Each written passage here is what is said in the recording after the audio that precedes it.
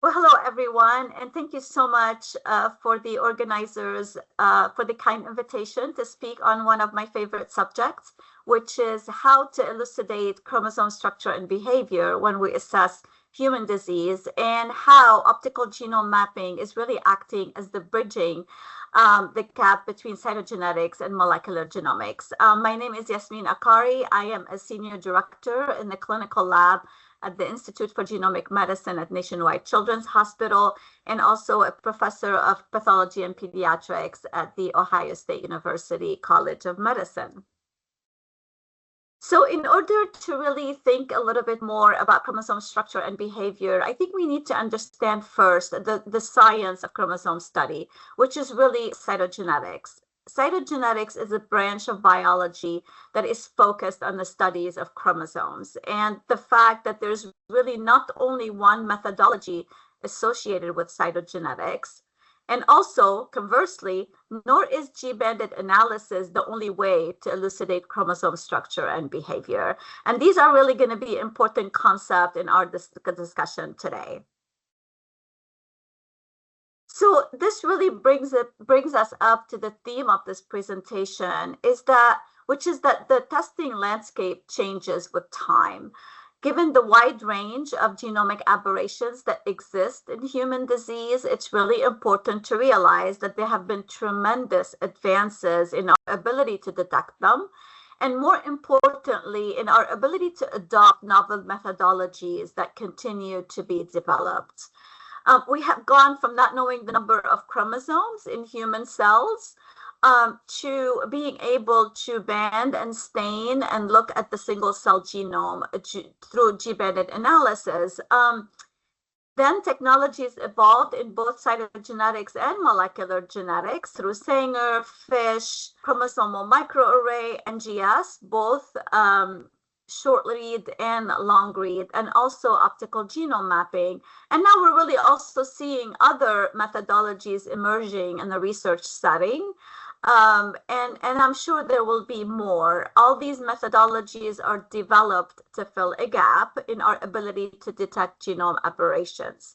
So I think you can agree with me that every science that touches the genome is evolving, and one is not replacing the other. So there are important considerations to keep in mind when elucidating chromosome structure in human disease. To this end, I've had the privilege of, collaborating with laboratory geneticists, pathologists, oncologists across the world to really discuss these issues and provide thoughts and considerations regarding these methodologies to improve disease outcomes. So there are really several questions that come into mind. Are our current traditional genomic assays sufficient? Or could newer methodologies improve outcome? And the answer is no. We could, utilize novel technologies. For example, hematologic malignancies that are mainly driven by fusions and copy numbers. They do require precise cytogenomic characterization. Also, we know that in settings of rare disease, we are still looking for ways to diagnose, certain rare diseases and improve yield.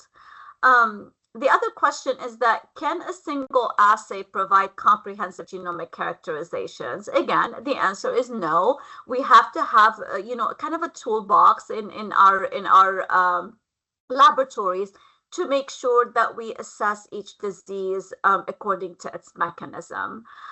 In this day and age, can we rely on research activities for the adoption of novel technologies? And the answer is probably that the landscape has changed, that we are seeing challenges in research funding, that maybe the clinical research laboratory settings can really take on some of those tasks and adopt and verify new methodologies.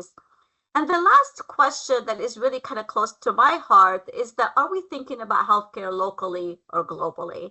And I would argue that healthcare considerations, specifically in the setting of novel methodologies, has to take into account global healthcare, and what other countries aside from the US and Europe can really, use in terms of methodologies to improve outcomes.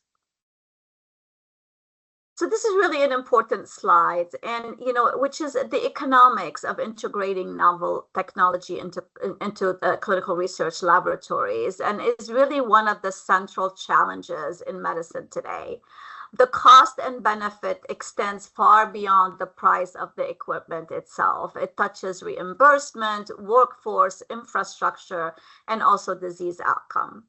So in terms of upfront cost, which is really kind of the capital investment, we have to think about instrumentation and platforms. We have to think about laboratory infrastructure, space, renovation, IT infrastructure. There are also, of course, ongoing operating costs.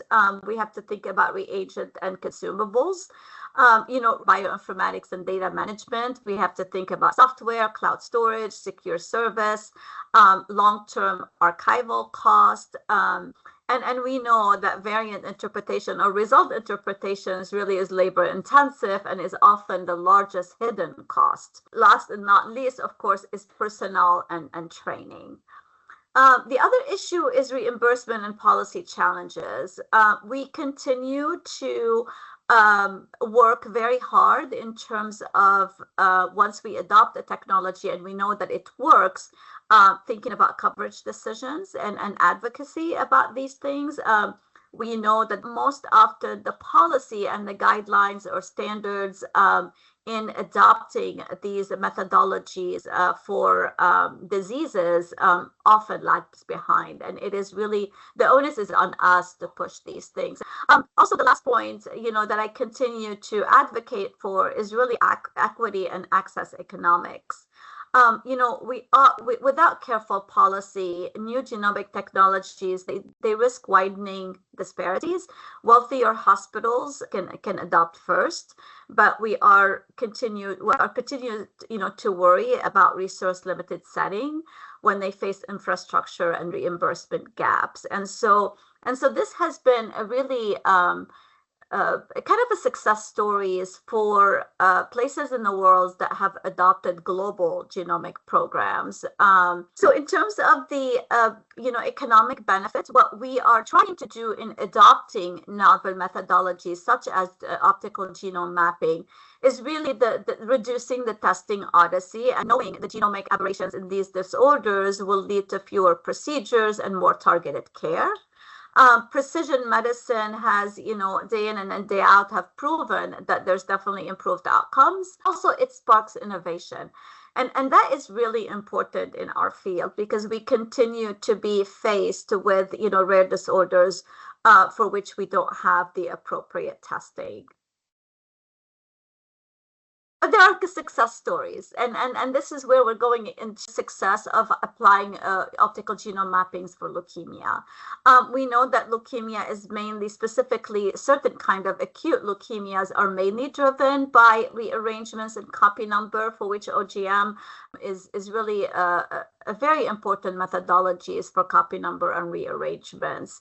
Collaborations that we see, with ClinGen between the laboratory and the physician scientists that have improved gene disease specific links. We also saw the development of decision support tools in the electronic medical record, and also this kind of feedback loop where the providers will share iterative feedback about our results or report or turnaround time or methodologies. So these, I kind of want to leave you that innovation in genomic methodologies have really had a success stories, and certainly, optical genome mapping is one example.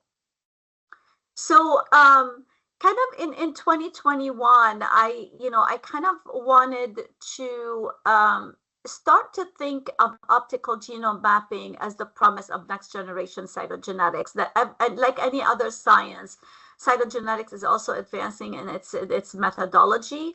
And the reason why I chose to talk about optical genome mapping in medical lab management, disclaimer, I do sit on their editorial board, but more importantly is that, the scientists are convinced that this methodology works. What we needed, the people that we needed to convince are the laboratory administration, right? Because these are the people who allocate resources, who need to also be in the know as what is upcoming, what is new and good in our science.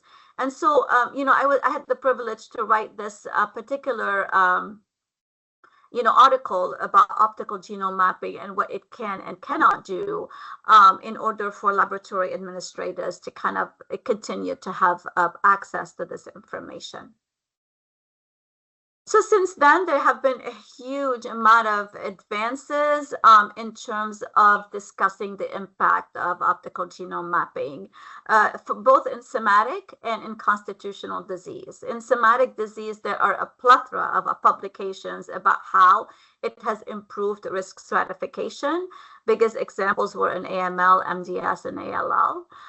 It reveals novel or complex fusion partners. It clarifies marker chromosomes and complex karyotypes in complex, genomically complex disorders. It resolves ambiguous cytogenetic findings because it's at a much higher resolution. And also it has enables refinement of the WHO and ICC classification in terms of leukemia. In constitutional disease, we have seen that it does improve yield in developmental delays, congenital anomalies, intellectual disabilities, reproductive failure, because those are often driven by rearrangements that may be cryptic to G-banded analyses alone, and certainly in prenatal abnormalities where the the phenotype is not as obvious because all we have to go by is the ultrasound finding. Or maybe the maternal history or the family history. So in that perspective, really, we have seen OGM bridging cytogenetics and molecular genomics. To this effect, and speaking of policy and the kind of being abreast of what has changed in these methodologies in our toolkit, we have gathered a work group that is sponsored by the American College of Medical Genetics Laboratory QA committee, which is appoints to consider for the clinical validation of an implementation of optical genome mapping. And we are very fortunate to be able to lead this particular effort with the Association for Molecular Pathology, the College of American Pathologists, and the Cancer Genomics Consortium, who are organizations that are also involved in this effort. So this is there's a lot of more work to do, but we are getting there in terms of establishing some policies and then later on standards for applying OGM in clinical research. So I'm going to shift gear a little bit and talk about our experience at Nationwide Children with the OGM. We call it OGM at IGM because we are the Institute for Genomic Medicine. So we are utilizing OGM in the context of rare disease with negative whole genome sequencing, chromosomal microarray, and G-bandings. We are also utilizing optical genome mapping for hematologic malignancies, particularly B-ALL, because we know that's what drives this disease. We are also in collaboration with Dr. Anthony Miller and Dr. Katie Miller, who actually lead the technology development department and the genomic services at IGM. We are utilizing OGM as a part of a multi-omics program that is being launched at NCH. And we also are utilizing it for the workup of recurrent pregnancy losses as well as epilepsy. And the epilepsy study is being led by Dr. Katie Miller. So in a few next slides, I'm going to give examples of cases where OGM provided insights into the reason for referral and kind of illustrate what we are doing right now. So I think last year, Erica Mackey, who was at that time a fellow in our institute, published a paper on the tale of two technologies, or actually three technologies, to be honest, maybe four, as the table suggests here. And so we had a female that was born at 38 weeks, and she had quite a challenging NICU stay with required intubation. She eventually was scheduled for a tracheostomy that was ventilation dependent. She was G-tube dependent, significant hypotonia. And the first thing that we had done for this patient is actually a whole genome sequencing, but we were not validated for copy numbers. So we did a chromosomal microarray, and we saw a deletion of chromosome 22, suggesting the Phelan-McDermid syndrome. When we did chromosome, we also saw the deletion of chromosome 22, and this is the G-banded analysis on the left panel here, but we also saw a translocation between chromosome 3 and 12. And so we wanted to make sure that we have the full structure. So first, why is this presenting with a lot more severe phenotype? And we wanted to see whether this, apparently balanced translocation between 3 and 12 was actually adding to the phenotype. And so we did optical genome mapping, which is on this center here. And optical genome mapping did show the 312 translocation. It also showed what we had gleaned from the whole genome sequencing and also from the arrays, is that there's a deletion of chromosome 4 encompassing the polycystic kidney disease, which is present also in the father, with a family history of polycystic kidney disease. But more importantly, if you see here, there is there's a translocation between chromosome 22 and chromosome 17, the long arm, that we could not discern by neither whole genome sequencing, because it was a short read, nor by, of course, G-banding. It was too low resolution. The deletion on 4 was very small. We did see the deleted 22. We could not discern involvement of chromosome 17 on long read. If you go to the read and look at the BAM and you know what you're looking for it, we could confirm it.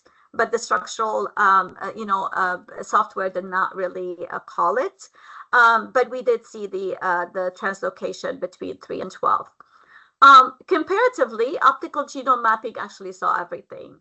It saw the chromosome 4 loss, the chromosome 22 with, so basically there was a loss of chromosome 22 with a gain on chromosome 17. And also we saw the balanced chromosome 312 translocation. So overall, I think this really, to me, illustrated the fact that in this particular case, optical genome mapping gave us the best return on the result of what is going on. And so what really prompted us thinking is that when we see these, deletions, or we see these translocations, they might be more complex than we ever thought. And I think a methodology like optical genome mapping is able to discern these. And this is what could spark innovation and could spark knowledge in our science.